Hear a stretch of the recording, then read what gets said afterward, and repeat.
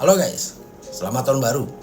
Awal tahun rupanya orang masih ramai bicara soal OCCRP.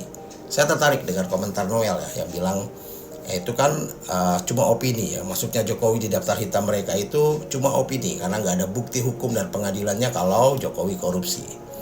Nah, tahun 98 Soeharto juga ditempatkan sebagai salah satu koruptor terbesar dunia. Apa ada bukti hukumnya atau pengadilannya? Nggak ada kan. Begitu juga dengan Ferdinand Marcos dan sebagainya. Nah, kita tidak bisa menolak fakta bahwa Jokowi masuk ke daftar finalis pemimpin terkorup dunia tahun 2024. Nah, lalu orang bicara soal bagaimana proses penilaian OCCRP, itu kan cuma voting doang gitu.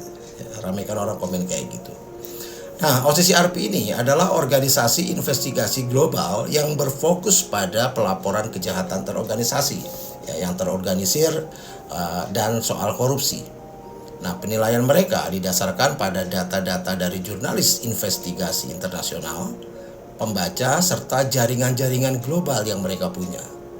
Nah, finalis tahun ini mencakup berbagai pemimpin dunia yang dianggap terkait praktek korupsi yang dilakukan secara besar-besaran dan juga otoritarianisme. Nah, Jokowi ini nama Jokowi masuk bersanding dengan beberapa tokoh kontroversial di dunia seperti Presiden Kenya William Ruto, Presiden Nigeria Bola Ahmed Tinubu, sampai ke pengusaha India Gautam Adani. Nah, para finalis ini dinilai atas dampak negatif kebijakan mereka terhadap negara mereka masing-masing, terutama dalam kaitannya dengan kejahatan yang terorganisir. Jadi gitu ya. Kita sih sebenarnya mudah untuk melihat mereka kredibel atau enggak. Lihat saja websitenya, latar belakangnya, siapa di belakang mereka, yang adalah para jurnalis investigator kelas dunia. Jadi kalau kita lihat sejarahnya sedikit ya soal OCCRP ini, mereka telah membuat lebih dari 702 pejabat dunia mengundurkan diri. Ini atas laporan atau rilis yang mereka buat daftar-daftar seperti ini, atau ya diskors lah dari jabatan. Nah, laporan-laporan lembaga ini telah menghasilkan lebih dari 620 dakwaan, berbagai vonis hukuman, hingga lebih dari 100 aksi korporasi. Nah, jadi bahkan ya OCCRP ini pernah dinominasikan untuk mendapatkan penghargaan Nobel Perdamaian pada tahun 2023 oleh seorang profesor namanya Wolfgang Wagner di Amsterdam, ya, atas karyanya yang berkontribusi pada perdamaian dengan mengungkap korupsi politik dan kejahatan-kejahatan terorganisir ini. Nah, pada tahun 2017 OCCRP juga dianugerahi penghargaan ya, Pulitzer untuk laporan mengenai Panama Papers.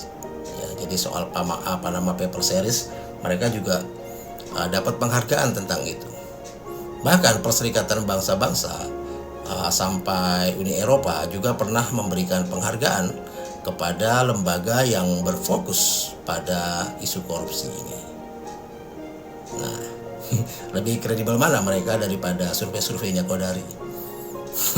Nah, OCCRP ini bukan institusi hukum, melainkan organisasi jurnalistik yang menilai berdasarkan analisis data dan persepsi, bukan proses peradilan.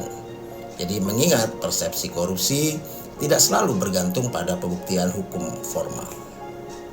Ya, jadi kurang lebih begitu ya. Karena kalau kita bicara soal korupsi ini bukan hanya soal uang sih sebenarnya ya.